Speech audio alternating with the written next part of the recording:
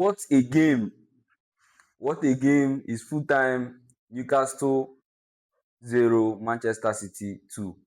In fact, in my opinion, this should have been 3-0 because Anthony Semenyo actually scored two goals. One of the goals was cancelled.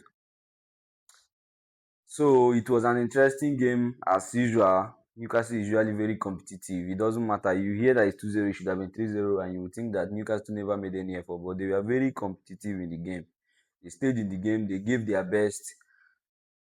Anthony Semenyo is actually having a very good start in his Manchester City career. He should have had two goals today. Even the goal Ryan Cherki scored, he was actively involved in that goal. He gave a very nice pass that set up for Ryan Cherki, who gave it to Ryan Etuniri, and Etuniri returned it back to Cherki, and Cherki took it in. So he was actively involved in that game.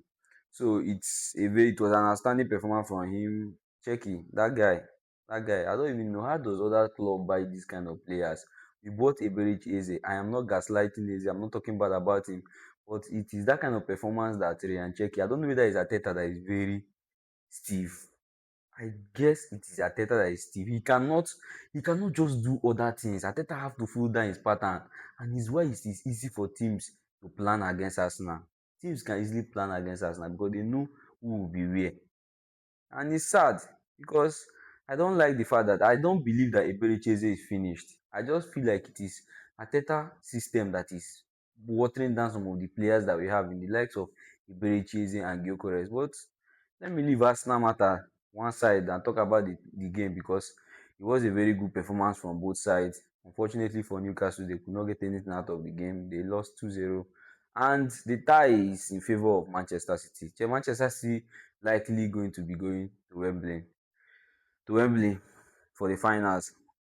That's that's almost like 50%, more than 70% assured because I don't expect Newcastle to go and overturn a 2-0 down at Etihad Stadium. So shout out to Manchester City.